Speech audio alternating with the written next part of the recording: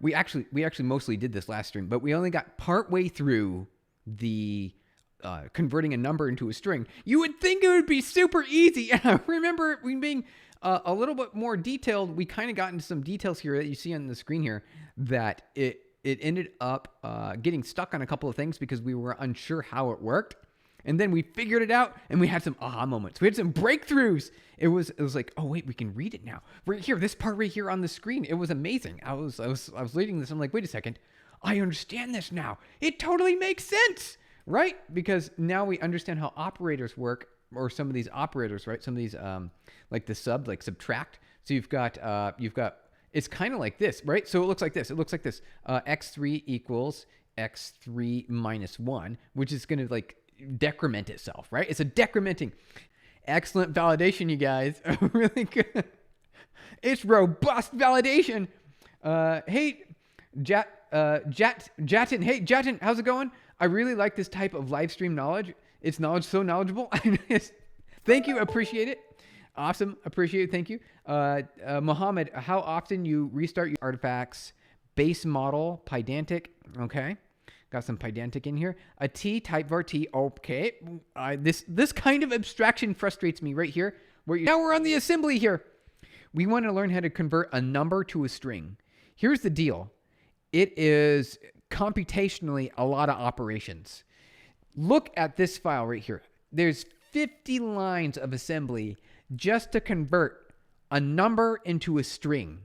Isn't that I think it's unacceptable. I think there needs to be a more efficient approach to converting a number to a string, but iterate through each of them. So every time you have to create a divisor. So you have to 1, 2, 3, 4, 5, right? That's exactly what this assembly code does. It's actually kind of neat. So I know in other languages, you only need like a few characters, right? Like a two-string method. And that's what this is doing. It's doing this stuff here. So let's check it out. So remember that this is subtracting 1. So we're decrementing this particular register by itself and reassigning it to itself. Move says, and I didn't know you could do this. Check this out. Is this right here? Is that a string literal? What is this? Let me see if it is ASCII 0. You can do that in assembly? I had no idea you could do that in assembly. I had no idea you could do that. Like, I really didn't. Can it go, can you do a string? Can it be a string? Can you do something like, so obviously it can be like that. So I can turn it to a 1 if I wanted. I'm actually kind of curious. Okay. So let's see if our application builds. Let's try to build it real quick. Let's see if we can build.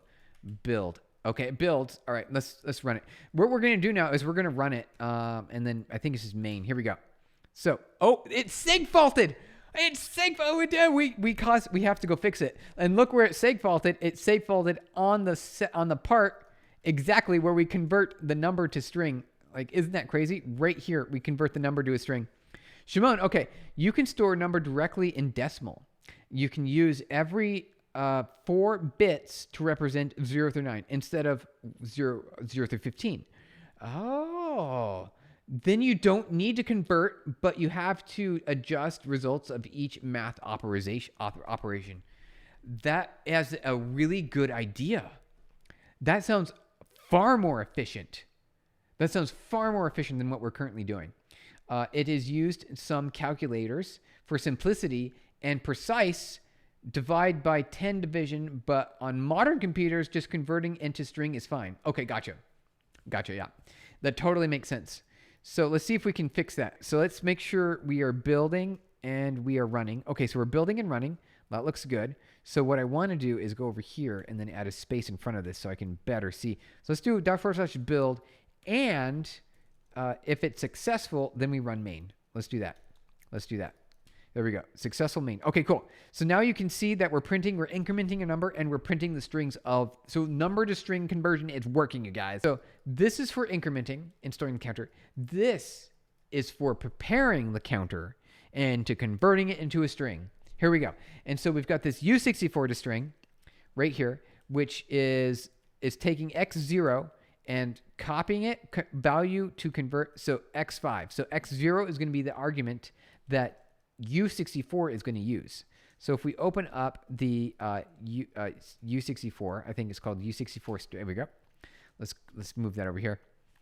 This is our function. And so here we're taking 4. Okay, 4, and so we're grabbing x0. So 4 is going to be x0.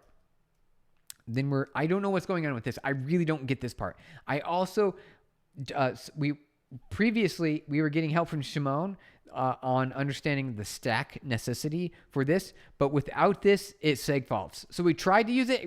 But it seg faults, you guys. It seg faults. So we're converting to a string. Let's see if we can get through this. And then B2, I found out B2, the F is for forward. Go to label 2, which means that we're done. So this is it. We're done. So this is the done point. Okay, just for clarification, once again, you are converting an integer to a string. Yes, that's what we're doing, right?